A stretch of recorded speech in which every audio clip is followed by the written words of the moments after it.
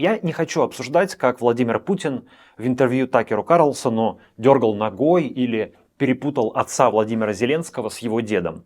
Это забавно, но, как мне кажется, не очень важно. Я хочу использовать это интервью для того, чтобы разобрать большой путинский нарратив об украинской истории. Попросив 30 секунд, Путин почти полчаса рассказывал американцу про историю России и Украины. Причем начал буквально с Рюрика и даже передал Карлсону копии писем Богдана Хмельницкого. Для тех, кто следит за новостями из России, путинское желание выступить в роли учителя истории неудивительно. Он делает это регулярно. Для Карлсона, судя по его лицу, было в новинку. Это интервью удобно тем, что в нем Путин обобщил многие свои исторические или псевдоисторические тезисы, которые помогают ему оправдывать войну против Украины.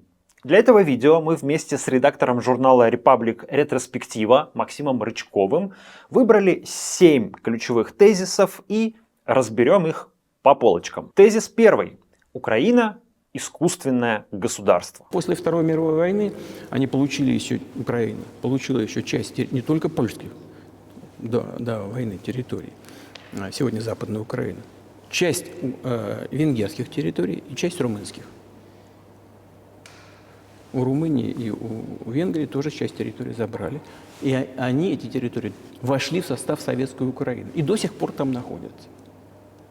Поэтому у нас есть все основания говорить, что в этом смысле, конечно, Украина в известном смысле искусственное государство. С самим тезисом «Украина – искусственное государство» невозможно не согласиться.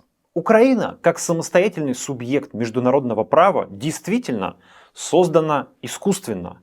Так же, как Россия, Китай, США, Индия, Египет, Великобритания, Бразилия и любая другая монархия или республика на планете. Ведь любое государство, его устройство, законы и границы – это всегда результат деятельности людей, а не дар природы. Это не открытие 21 века. К такому выводу пришли философы, жившие много веков назад. Гуго Гроций, Джон Лок, Томас Гоббс и многие другие.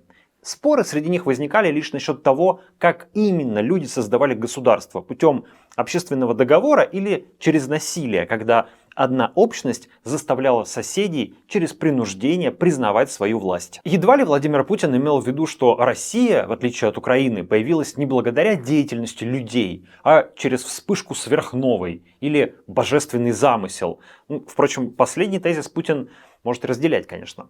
Но скорее здесь речь идет о классическом имперском нарративе, что бывают настоящие государства, то есть великие державы, а бывают ненастоящие, то есть случайно отделившиеся провинции великих держав. Но имперский подход противоречит ходу политической истории человечества. Я здесь даже не буду говорить, что вплоть до последней четверти XIX века не существовало таких привычных нам государств, как Германия и Италия, а современные Ирландия или Польша вообще появились на карте лишь 100 с небольшим лет назад. Чехия и Словакия около 30 лет назад. По такой логике саму Россию можно считать отпавшим вассалом Золотой Орды, а не полноценным государством. На протяжении веков Московское и соседние с ним княжества безропотно платили дань ордынским ханам, и любой другой порядок показался бы жителям 13-14 веков неправильным и искусственным. Об этом на днях напомнил экс-президент Монголии, опубликовавший в соцсетях карту Монгольской империи в 13 веке. «Не волнуйтесь, мы мирная и свободная нация», — написал он, явно иронизируя над Путиным. Возможно, под искусственным Путин имел в виду, что Украина образовалась не по желанию народа, а в результате действий каких-то внешних акторов.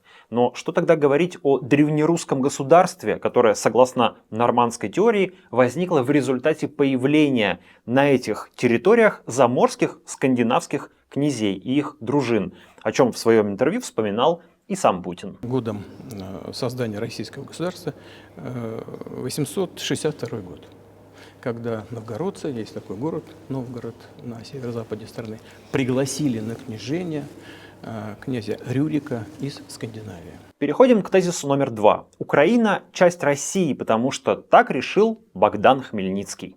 Здесь письма Богдана Хмельницкого, тогда человека, который контролировал власть в этой части русских земель, которую мы сейчас называем Украиной. Он писал в Варшаву с требованием соблюдения их прав, а после того, как получил отказ, начал писать письма в Москву с просьбой взять их под сильную руку московского царя. Само по себе абсурд обосновывать реалии современной политики тем, что живший 4 века назад человек, даже если бы он был самым выдающимся государственным деятелем, нечто эдакое постановил. Даже если Хмельницкий и был убежденным русофилом и поборником единства с Москвой, это нисколько не значит, что современные украинцы должны мыслить точно так же. При этом запорожский гетман середины 17 века не стремился к тому, чтобы безоговорочно передать своих людей под сильную руку Москвы. Да, в 1648 году Хмельницкий действительно поднял антипольское восстание. Как считает советский и украинский историк Наталья Яковенко, его изначальный расчет состоял в том, чтобы добиться 2-3 побед, которые можно потом было бы продать польской короне в обмен на амнистию и расширение казачьих вольностей и привилегий. Так поступали лидеры прошлых успешных восстаний до него. Даже если брать только крупные выступления, мятеж 1648 года был третьим за 50 лет. Однако восстание Хмельницкого переросло в масштабную народную войну. Надо оговориться, что оно было далеким от современных представлений о справедливом народном движении. Казаки систематически вырезали всех пойманных католиков и евреев. Заключить компромиссный мир становилось невозможным. Запорожцам были нужны сильные союзники. И лишь спустя 5 лет, перепробовав альянсы с Крымским ханством и Османской империей, гетман решился просить союза с Москвой. При этом многие казаки изначально осудили саму идею и заявили о принципиальном отказе присягать русским царям. Это и привело к знаменитой Переяславской раде 1654 года. Сегодня в Кремле это событие трактуют как безоговорочное вхождение Украины в состав России. Но на деле стороны скорее заключили договорной союз, гарантировавший гетманским землям широкую автономию.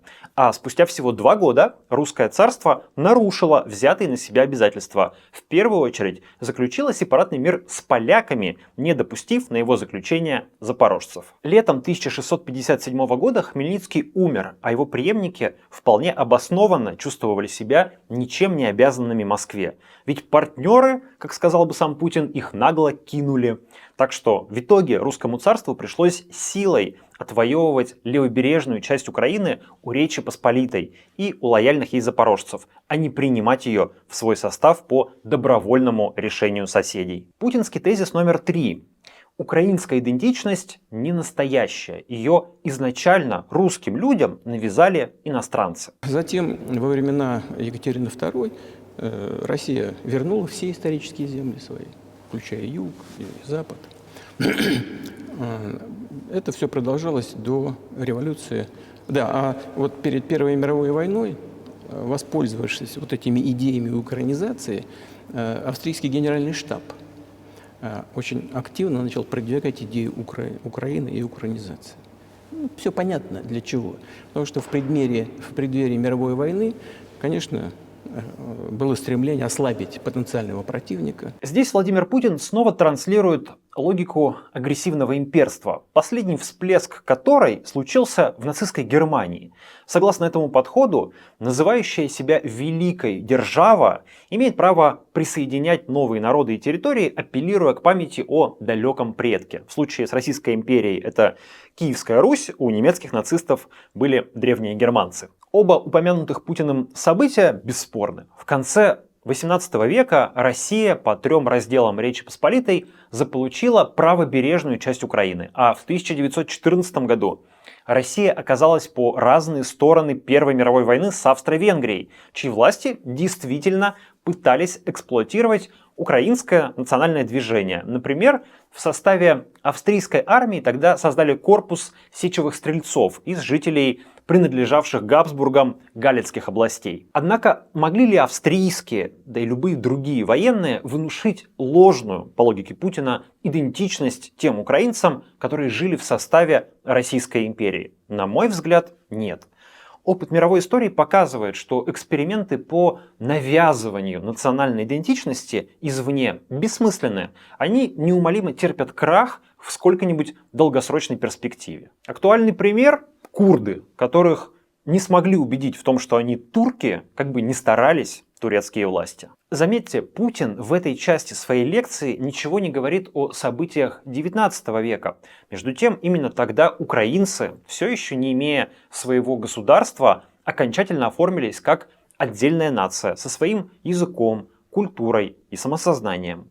Оформились, несмотря на жесткую ассимиляцию со стороны царского правительства. На протяжении XIX века Санкт-Петербург принял ряд актов, принуждающих украинцев отказываться от родного языка и культуры в пользу общероссийской. Наиболее известный циркуляр Министерства внутренних дел Петра Валуева от 1863 года и так называемый Эмский указ императора Александра II от 1876 года. Их конечной целью служили искоренение печати книг на украинском языке, который тогда называли малорусским или малороссийским, эмбарго на ввоз любых украиноязычных изданий из-за границы, запрет на все культурные события на украинском языке вплоть до самодеятельных спектаклей и публичного чтения текстов по-украински. На украинском языке не полагалось преподавать даже в начальных школах, не говоря уже о более высоких ступенях образования. Несогласных с этими порядками учителей требовалось увольнять и выселять в русские губернии. Зачем же все это было нужно, если Украины и украинского народа не существовало? Однако ассимиляторы добились прямо противоположных результатов. Если до середины XIX века многие украинцы считали Украиной лишь Поднепровье, а себя идентифицировали как южнорусов или русин, то к началу 20 века Украина и украинский стали общепринятыми понятиями. Почему та или иная общность людей в определенный момент времени осознает себя политическим целым, это сложный вопрос, требующий своего ответа в каждом конкретном случае. Но в любом случае украинцы себя таким целым сознают однозначно, и их нация заслуживает такого же уважения, как и любая другая в мире. Но даже если мы с вами на секунду представим, что вся Украина заселена этническими русскими, разве это значит, что жители этой страны не имели бы права на суверенное государство? Представители одного этноса или близких этносов могут находиться в разных государствах. Таких примеров в мире много. Австрия и Германия, Северная и Южная Корея, Ирландия и Северная Ирландия, многие африканские государства. Оправдывать военную агрессию этническими причинами – подход, который применял Гитлер, аннексируя Австрию и Судеты. Если руководствоваться этой логикой, то Монголия должна аннексировать российскую Бурятию, ведь ее жители этнически ближе к монголам, чем к русским. В общем, тезис об этнической принадлежности жителей той или иной страны в любом случае не может являться основанием для войны. Прежде чем я продолжу, хочу напомнить, что этот канал существует благодаря поддержке моих патронов. Я обращаюсь к тем своим зрителям, у кого есть нероссийская банковская карта. Таких много. Подпишитесь, пожалуйста, на меня в Патреоне. Там я публикую эксклюзивные материалы для подписчиков, делюсь фотографиями, видео и иногда кое-какими мыслями. А ваши подписки помогают мне создавать новые видео, вроде вот этого ролика. Путинский тезис номер 4. Украинское государство создал Ленин или Сталин. При формировании Советского Союза, это уже 1922 год, большевики начали формировать СССР и создали Советскую Украину, которая до сих пор вообще не существовала. Владимир Путин здесь снова повторяет любимый тезис о том, что Украина не настоящее государство с уже привычной для российской аудитории шпилькой в адрес большевиков и Ленина. Мол, если бы не их странные национальные эксперименты, то ничего бы сейчас денацифицировать и не потребовалось. На деле УССР, Советская Украина, изначально служила ответом на первую попытку борцов за независимость Украины создать свое независимое государство. Речь о существовавшей в 1917-1920 году УНР, Украинской Народной Республике. Большевикам, рассуждавшим о царской России как о тюрьме народов, было важно перехватить национальную повестку, представить свой новый союз как федерацию равноправных наций. Да, большую часть своего прошлого украинцы жили без своего государства, и в этом нет ничего зазорного. Но опять же, вспомним, что суверенные Чехия, Ирландия и Финляндия появились на свет только в 20 веке. Так часто случалось с нациями, вынужденными существовать рядом с более мощными империями. Однако в те моменты, когда внешнее давление ослабевало, осознавшие себя политической нацией народы пытались создавать свои государства. Предшественниками сегодняшней Украины современные историки вроде Тамары Эдельман или Сергея Плохия считают сложившееся в XIII-XIV веках Галицко-Волынское княжество и существовавшее в XVII-XVIII веках Запорожское войско, гетманщину, то самое, где и правил Богдан Хмельницкий. Окончательно его остатки упразднили уже при Екатерине II. Так что считать, что до большевиков Украины не существовало, значит пренебрегать историческими фактами. Впрочем, даже если бы Галицкого княжества, гетманщины и УНР не было, это совершенно не значило бы, что современная Украина не имеет права на независимость. Путинский тезис номер 5. Границы между Украиной и Россией проведены несправедливо. Но почему-то основатель советского государства Ленин настоял на том, чтобы они имели право выхода из состава Советского Союза.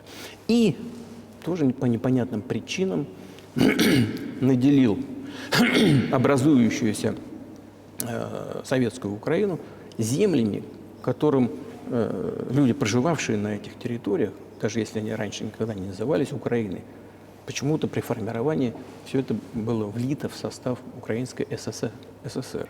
В том числе все Причерноморье. Путин здесь играет на расхожей среди части россиян имперской псевдожертвенности. Дескать, что при царе, что в советские времена, собственно, русские получали от империи меньше благ, чем доставалось другим народам. Это как раз тем открывали школы, строили заводы и передавали исконно русские земли. В 1920-х годах границу между УССР и РСФСР большевики проводили отнюдь не на глаз. Ее отдельные участки корректировали многократно. Власти стремились, чтобы в советской Украине остались те территории, где украинцы составляли однозначное большинство. Речь шла о 4 бывших губерниях царской России: Екатеринославской, Таврической, Харьковской и Херсонской. Данные дореволюционной переписи 1897 года свидетельствовали, что на всех 4 территориях малоросы, как их тогда называли, преобладали над великороссами. Притом Крым, где русских было больше, чем в Таврической губернии, от последней обособили, выделили в отдельную автономную республику и передали ее в состав РСФСР. В этом случае, как и в других спорных ситуациях, большевики часто принимали решения не в пользу Украины, иначе ее границы вполне могли бы доходить до Кубани и Северного Кавказа, где тогда жило много этнических украинцев. Опять же, даже если допустить, что в советскую эпоху границы были проведены не в пользу России, то это совершенно не дает законного права властям современной России претендовать на территорию соседа. В 90-х годах Москва, не считая Беловежских соглашений, минимум трижды признавала украинский суверенитет и неприкосновенность границ. В договоре между УССР и РСФСР в 90-м году, в Будапештском меморандуме и по условиям договора о дружбе, сотрудничестве и партнерстве между Россией и Украиной. Никаких территориальных претензий к Киеву не высказывали вплоть до 2014 года и путинские власти. Путинский тезис номер 6. В современной Украине сложился культ радикальных националистов времен Второй мировой войны. После обретения независимости Украина начала искать, как говорят некоторые аналитики на Западе, свою идентичность. И ничего лучше не придумала, как поставить во главу угла этой идентичности таких ложных героев, которые сотрудничали с Гитлером. Здесь Владимир Путин несколько скромничает, умалчивая о своих заслугах в популяризации того же Степана Бандеры среди украинцев. Вплоть до 2014 года образ Бандеры оставался в стране в основном маргинальным. Свои симпатии к нему открыто высказывала лишь часть жителей 3 западных областей и жестко антисоветской украинской диаспоры в Канаде и США. Улицы и памятники Бандере, Шухевичу и их соратникам оставались сугубо галицким феноменом, не характерным хотя бы для Винницы или Житомира, не говоря уже о Киеве, Харькове или Одессе. Уместно будет вспомнить, что именно навязчивые попытки реабилитировать радикальных националистов сгубили карьеру 3-го украинского президента Виктора Ющенко. Как отмечал украинский историк Сергей Плохий, это раздражало не только большинство населения юго-востока страны, но и многих либеральных интеллигентов Киева и Львова. Неумелая героизация Бандеры серьезно портила отношения страны с Европой, особенно с Польшей, ведь десятки тысяч поляков погибли в 1943 году во время Волынской резни, учиненной ОУН-УПА. Даже после Евромайдана и аннексии Крыма украинское общество весьма неохотно воспринимало соответствующее настроение. Например, чтобы в Киеве переименовать Московский проспект в проспект Степана Бандеры, потребовалось 5 лет ожесточенных дебатов в местном горсовете и несколько судебных процессов. Окончательное решение в силу вступило только в 2021 году. В том же году о своем положительном отношении к Бандере заявляли всего 32% украинцев, то есть вдвое меньше, чем россиян, тогда же заявлявших о своей симпатии к Сталину.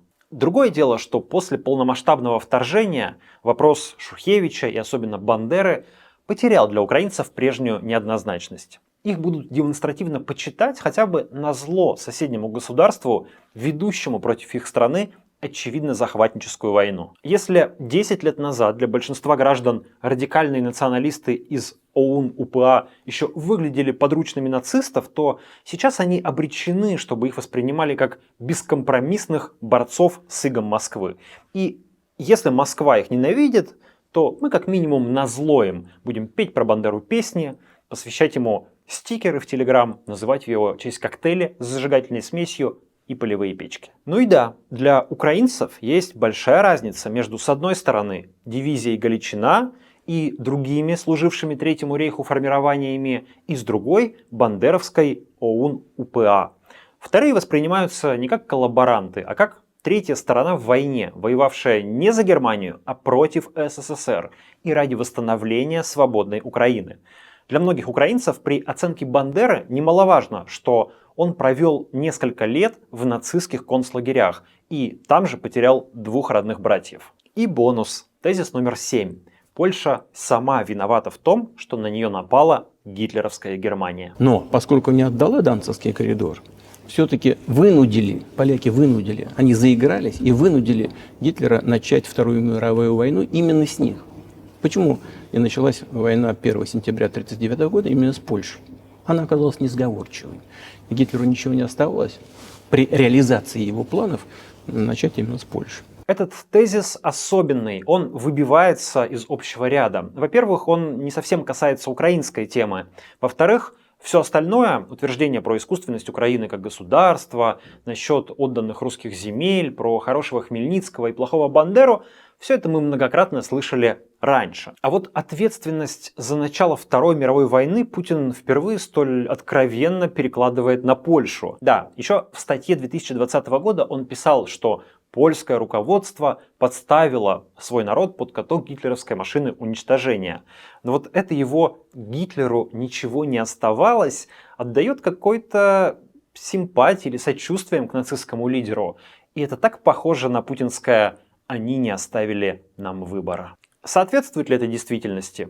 Абсолютно нет.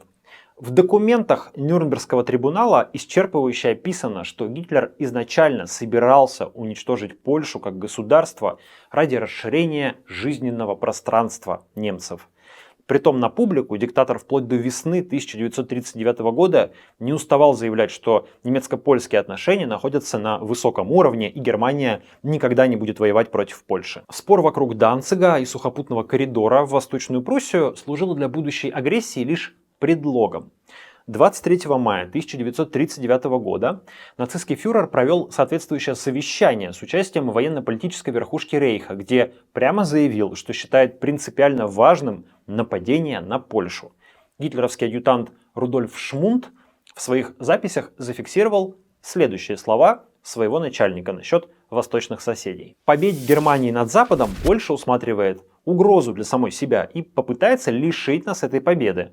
Поэтому польский вопрос обойти невозможно. Остается лишь одно решение – при первой подходящей возможности напасть на Польшу, сказал Гитлер. После же заключения пакта Молотова-Риббентропа, а Путин в своей лекции, кстати, лишь вскользь упоминает об этом важнейшем для начала Второй мировой войны сговоре Сталина и Гитлера, так вот, после пакта судьба Польши оказалась предрешена. Фактически, Путин сейчас занимается оправданием действий гитлеровской Германии во Второй мировой войне, что вообще-то является преступлением по Уголовному кодексу Российской Федерации, статья 354.1, часть 2. Оставим за скобками возможные латентные симпатии российского лидера к нацизму и к нацистам, но совершенно точно, что в этом вопросе у Путина в очередной раз прорвалось устаревшее мышление имперца. Бывают государства настоящие, а бывают не настоящие. И вторые обязаны всегда слушаться первых, не полагаться на какой-то там гнилой Запад. А если они этого делать не хотят, то пусть пеняют на себя. В этом мысли Путина и Гитлера сходятся. Вот так, друзья. Надеюсь, вам было полезно разобраться в этих вещах. Надеюсь, что мы вам в этом немножко помогли. Вы можете поделиться роликом с вашими друзьями или родственниками, которые верят историческим выступлениям Владимира Путина. Я благодарю за помощь в подготовке этого ролика редактора журнала «Репаблик Ретроспектива» Максима Рычкова и нашего фактчекера Михаила, который помог найти несколько важных ошибок при подготовке этого видео. Если вы нашли какие-то ошибки, напишите нам в комментарии. Все бывает. На сегодня это все. Поставьте лайк видео, если понравилось. Подписывайтесь на Патреоне и до новых встреч. Берегите себя.